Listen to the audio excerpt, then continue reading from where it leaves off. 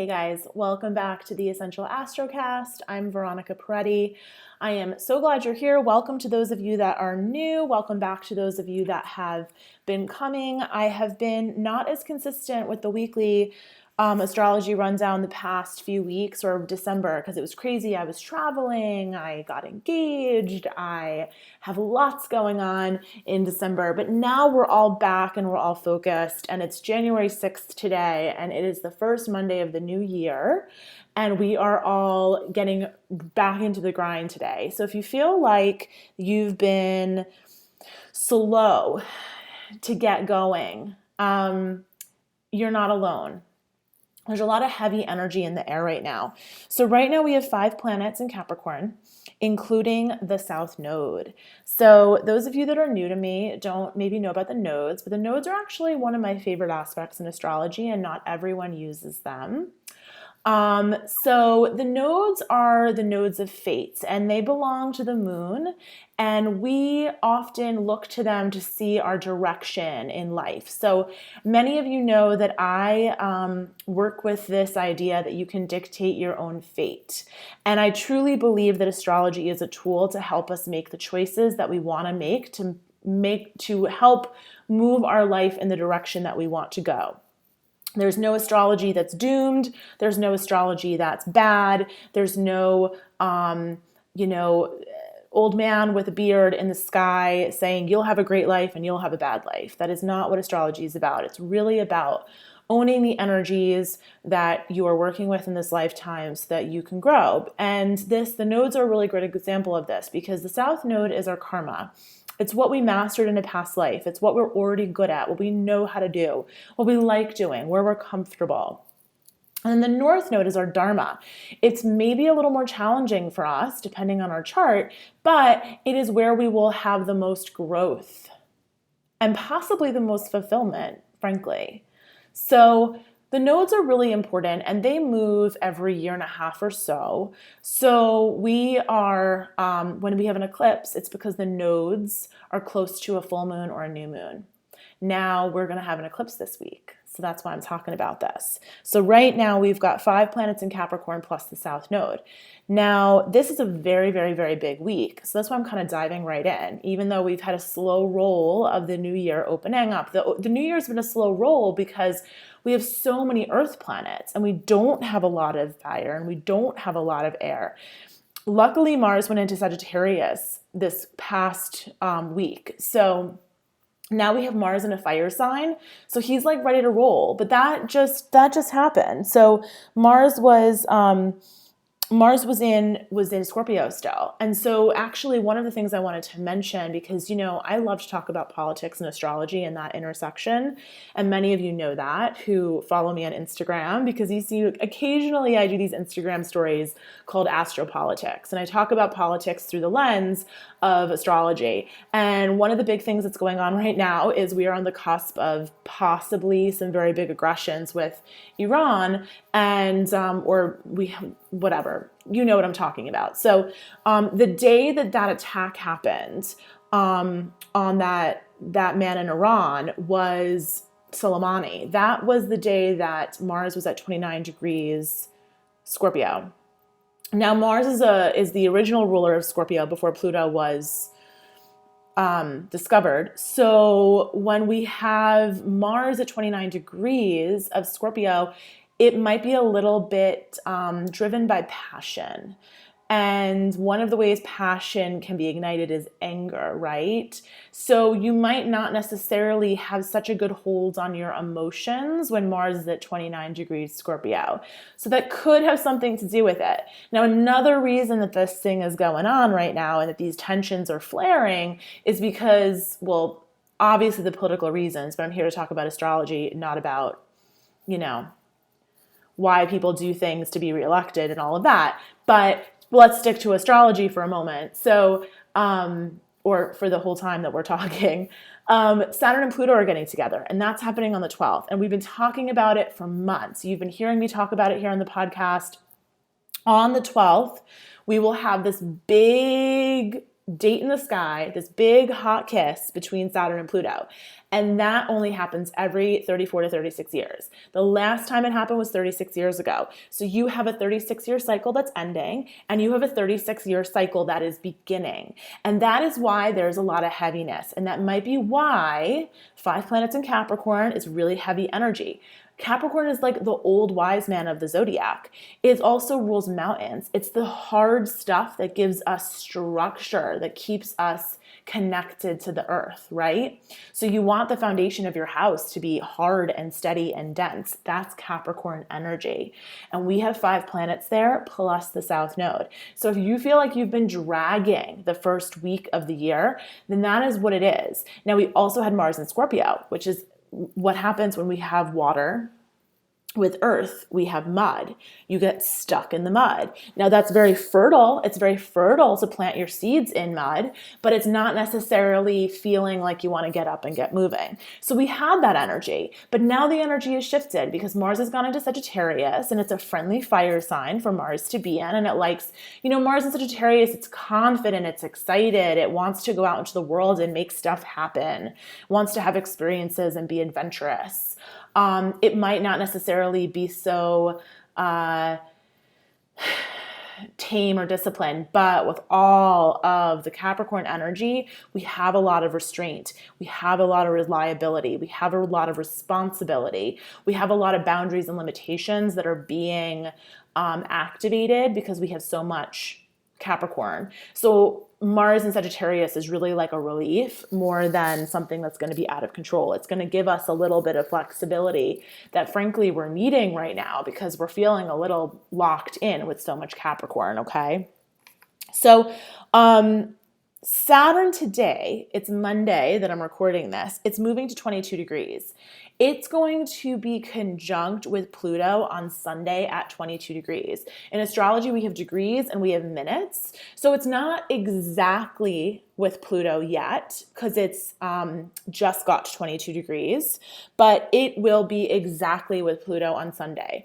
Here's the thing. You're already feeling it. They're both at 22 degrees. So if you're feeling some dense heaviness, then that might be what it is.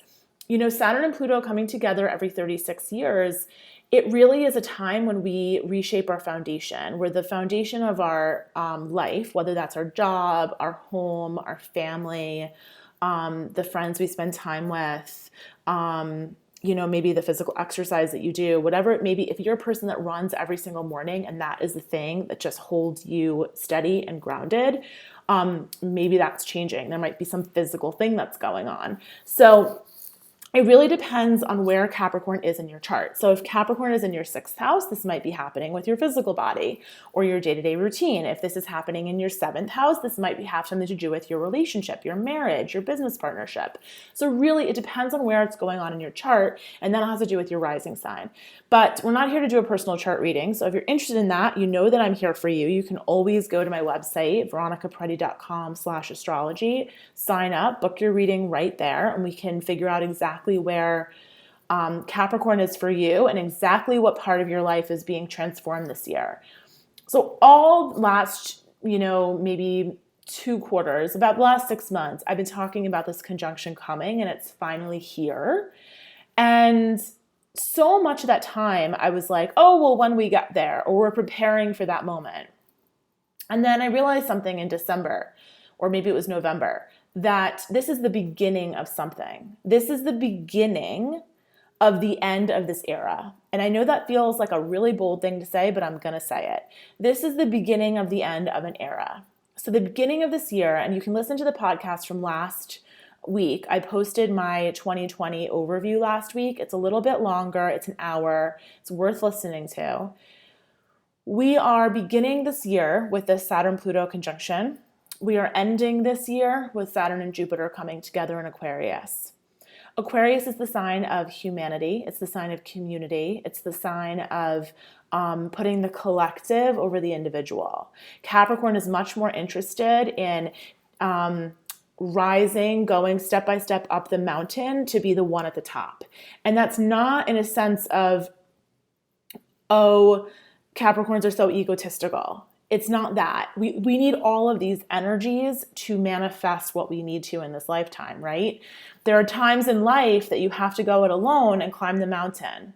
And there are times in life that you want to be part of the community and fight for the whole, right? So both these energies are necessary, and it is divinely brilliant that we have this Aquarius era coming up after all of this Capricorn energy, because frankly, Saturn and Pluto coming together in Capricorn is seeming to be something that is going to really change the dynamics of the world on a political and economic and financial level, right? So we are seeing things that are playing out that are a little bit scary.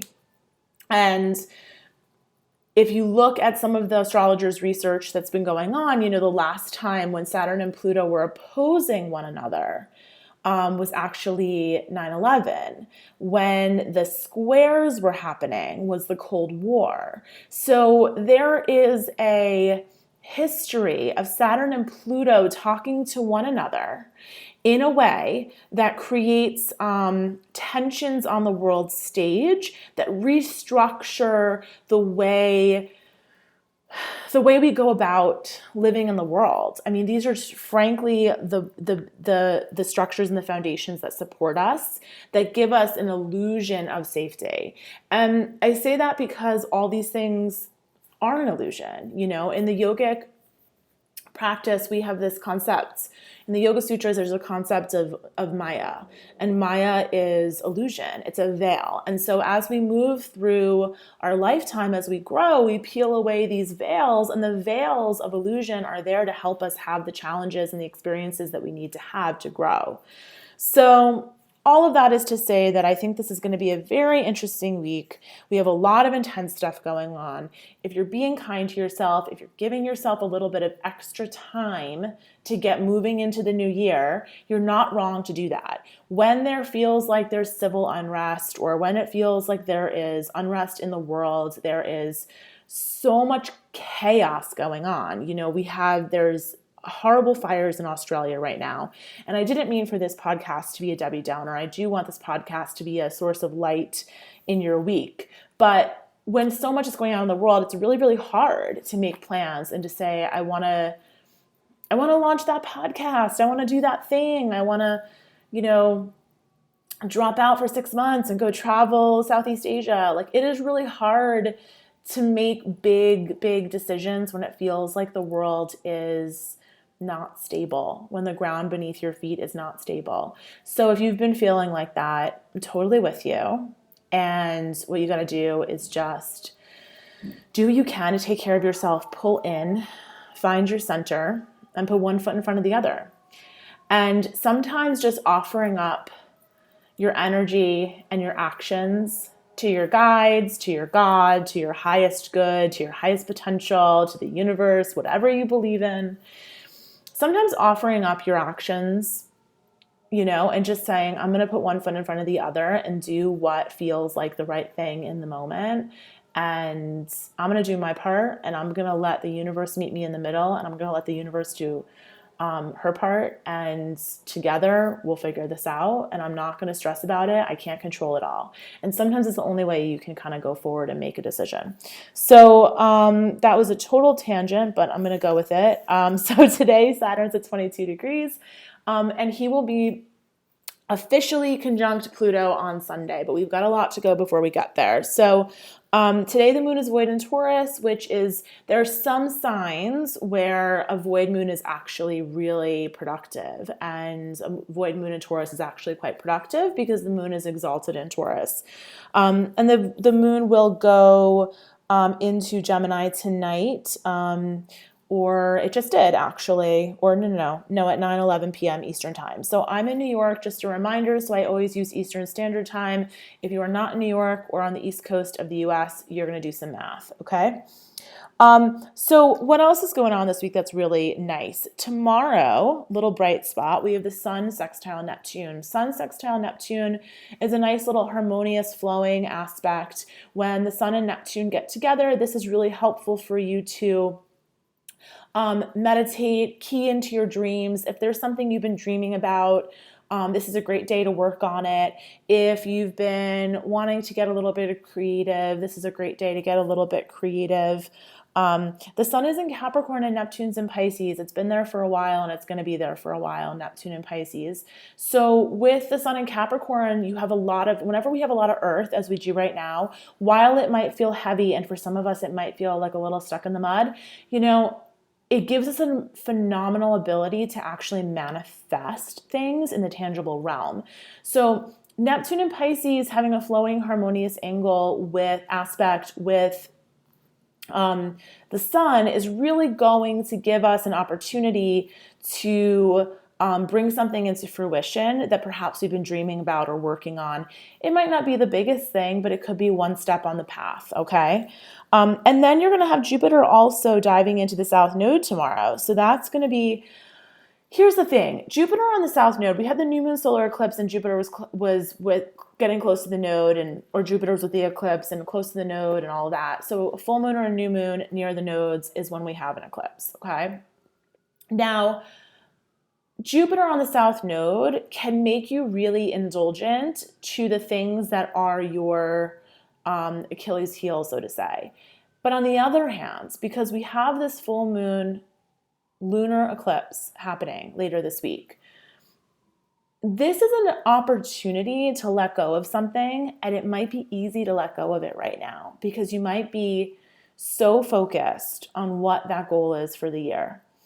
Now, one of the things I want to mention is that this is a year of cleanup. This is a year of cleaning whatever's out of control from 2019. Maybe whatever's been out of control for the whole last decade.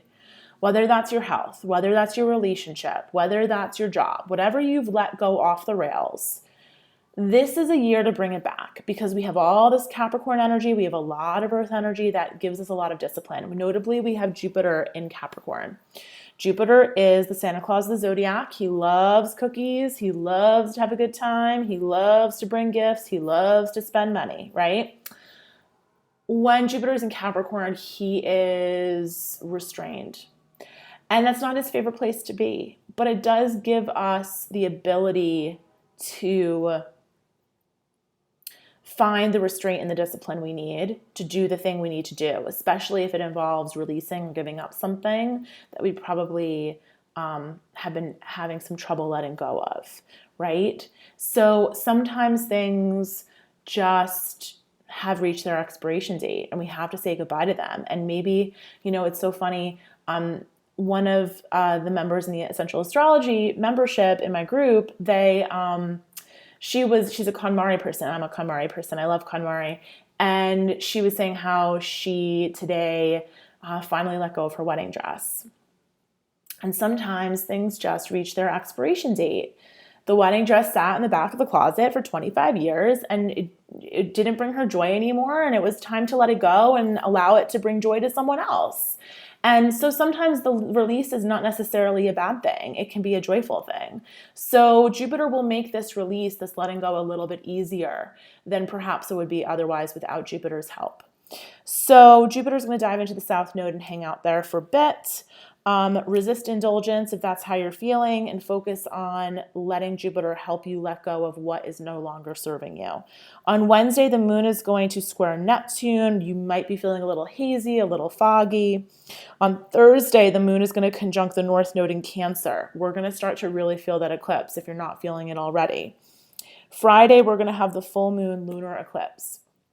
That means the moon is going to be in Cancer and the sun is in Capricorn. They're opposing one another. That's a full moon. And when there's a lunar eclipse, it means that the moon is blocking out the light of the sun. Okay? So rather, the sun is blocking out the light of the moon. I'm so sorry. So all of that is saying that the light, one of the luminaries, is being blocked out, okay? We're not going to be able to see that in the US, but other parts of the world are going to be able to see that. And when we have a full moon lunar eclipse, I don't necessarily recommend doing a ritual like you would do for a typical full moon. Eclipses tend to really speed up the energy of change. So whatever change is going on, whatever stuff is coming up, whatever the story is, it superpowers it. And so it's really not a time of pushing, of setting an intention or actively releasing. It's more a time of riding the eclipse, seeing what presents itself, receiving that, and doing what you can with it. So you did the work, you planted the seeds, so this is really like an activation of whatever's been going on the last 6 months, and perhaps an activation of whatever will go on the next 6 months, because generally eclipses can be felt for 6 months.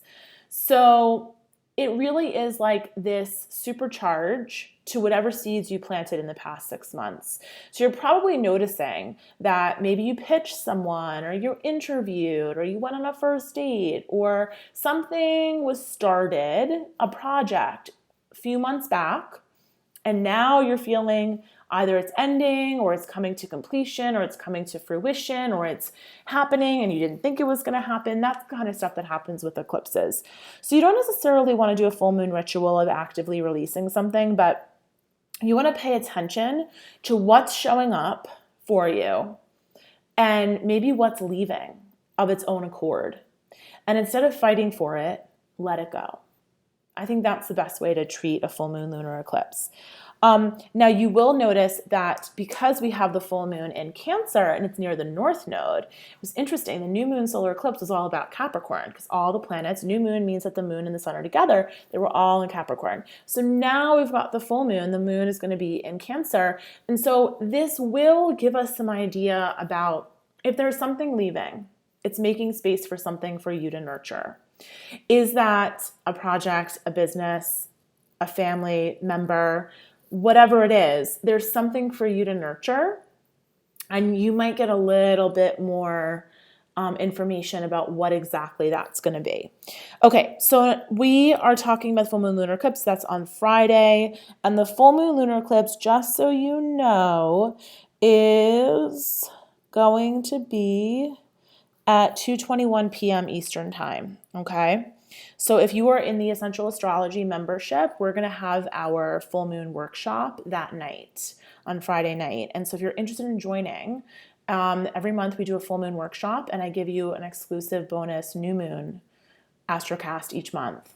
And you can join, and if you join this week before Friday, you'll be included obviously into the workshop on Friday, and it's online, so it's super easy to access. You can pop on. If you're on live, I will pull up your chart and actually look at your chart and see where the eclipse is happening in your chart. It's a great program. The girls in it are amazing. So I would love to have you join us.